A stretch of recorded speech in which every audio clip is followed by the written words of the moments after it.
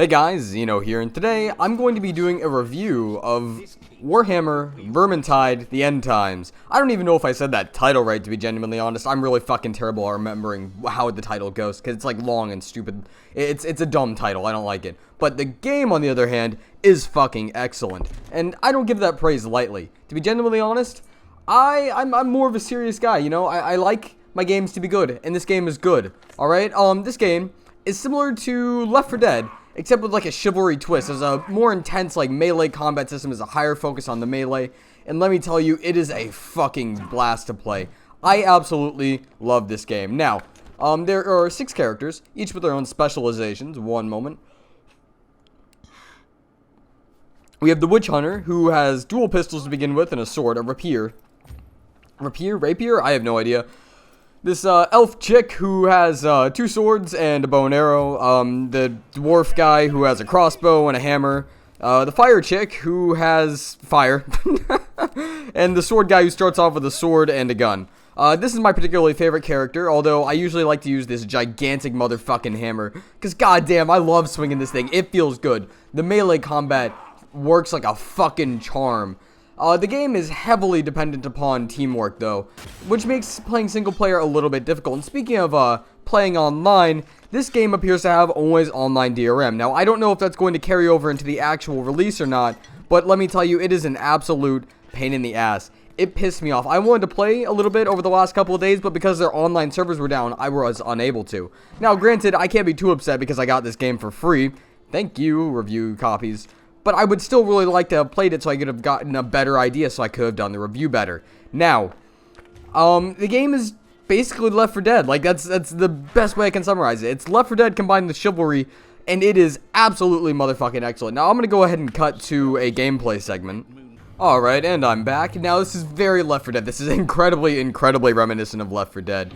You sort of have your mook zombies, or sorry, rat people, or whatever they're called. Skaven, I think? I don't know, I've never played Warhammer. But, yeah, you've got these, like, Skaven rat motherfuckers. I like this guy, he's got a cool hat. But, you've got the rats, and, yeah, you've got the 4 sort of people that do fulfill different positions. Now, the difference between Left 4 Dead and this game is that, in Left 4 Dead, every character fulfills the same position. Kill motherfuckers. In this game, this chick does a lot of AoE damage. This guy does a lot of long-range damage and can penetrate armor very easily, so you can kill the armored enemies more easily.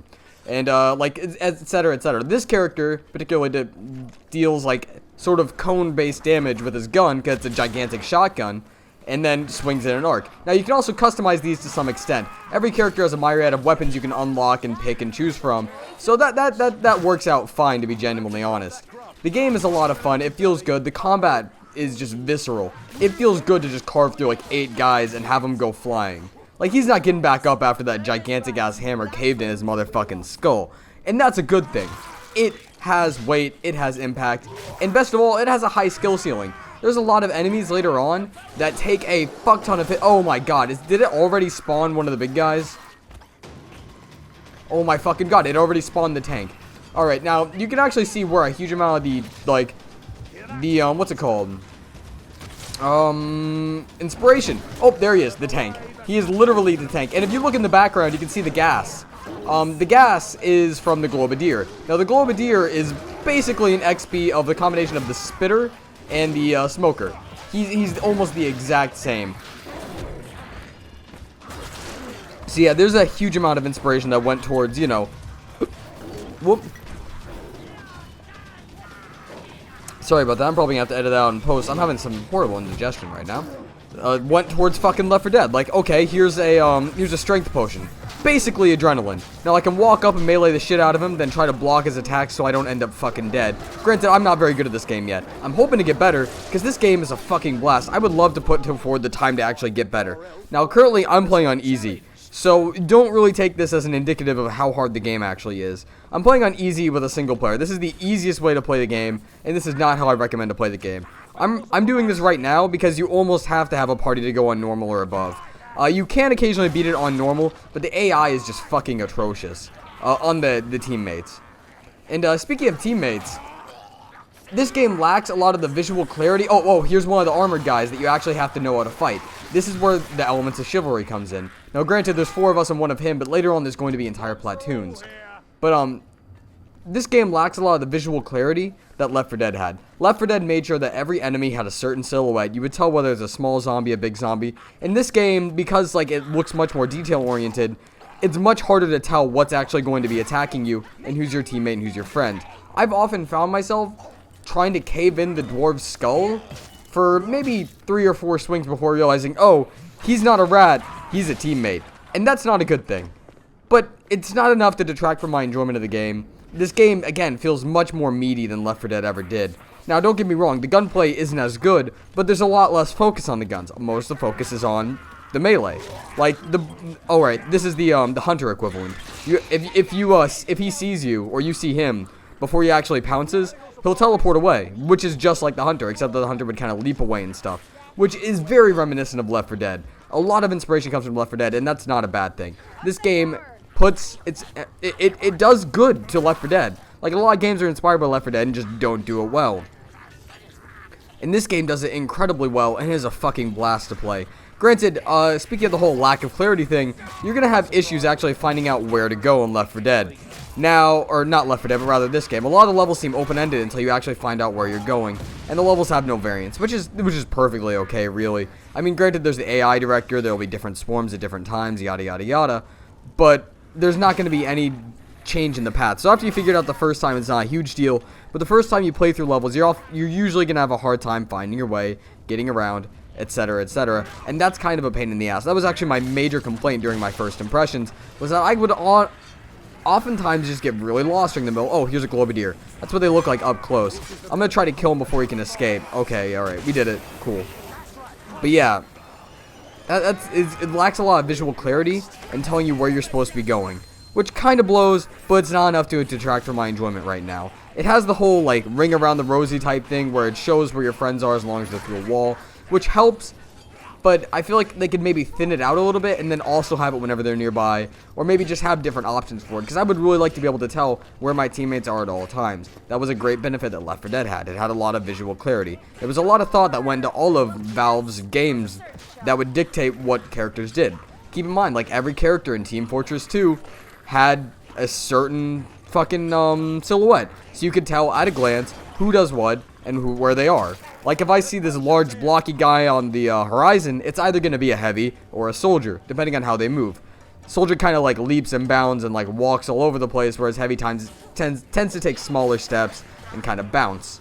Like, I can remember that. Or like Scout sort of has this slinky walk and then like has his gun out and stuff, and yeah, that's what, no, not Scout, but Spy. Yeah, it was easy to tell who does what at a glance. With this game, not so much. Obviously, you can see who the hulking Umber motherfucker is, but you're not going to be able to tell a globadier versus whatever else at a distance. And while it's kind of a pain in the ass, it's not enough to detract from the game. Basically, they all die the same way anyway, so if you see anything moving that isn't your teammate, shoot it. Oh, okay, here's a horde. There's also grenades, just like Left 4 Dead. They function the exact same way. Instead of like the like gas grenades and stuff from Left 4 Dead that like attracted zombies, you now have shit. Oh, boomer bile, that's what it was called. You now, well, there was the smoker. The smoker, well, the equivalent of the smoker. It's basically this guy who kind of drags you away, and whenever he gets you a far enough of a distance away from your teammates, he'll prop you up on this like pole arm that he's dragging you away on and choke you to death. And he's a pain in the ass to deal with alone, again, like every other one. But in a team, he's not that big of a deal, which is just to put more of an emphasis on teamwork. Now, here's a great example of the AI being brain dead. Where the fuck is the other guy? Eventually, whenever they get stuck enough, they'll just teleport to me, so I don't put too much mind to it. But a couple times, I've definitely lost missions on medium difficulty playing alone to get an idea of the game, because the AI is just fucking garbage. So if you're gonna play this game, play it with friends, really. And on to optimization. The optimization is pretty decent. The default settings kind of blow. I recommend you take a look at it and customize the settings to your liking and to what would work best for your system. Because the default settings really put a tax on shit that it shouldn't be putting a tax on. It puts heavy tax on, I think, CPU versus GPU, and that's the exact opposite of what you want. Now, whenever you have the settings set up right, it tends to run at a solid 60, and it's not a big deal. But yeah, that's the beginning and the end of it. The combat's good. The optimization's decent. I have heard that people have been complaining that they might have microtransactions in the future. I have gotten into contact with the developers, and that will not be the case underneath any circumstance so long as it is in their power to change it. Oh, shit, here's the smoker. Yeah. And here's a showcase of the AI. This is so bad. Fucking kill him. You have guns. It's not that fucking hard, I promise. It is really not that difficult. But yeah, that's the beginning and the end of it. I'd like to thank you so very much for watching. Have a nice night and please enjoy. This has been Xenomite with my review of Vermintide. There we go. Had to think of it there for a second. I'm a little bit tired right now. Just got off my day job. But if you guys would like to see some more Vermintide content, I did have my first impressions on my channel. You can probably find a link to that in the description below if the checkpoint puts it in the description. If not, you can just search Xenomite and you'll be able to find my channel and find it from there.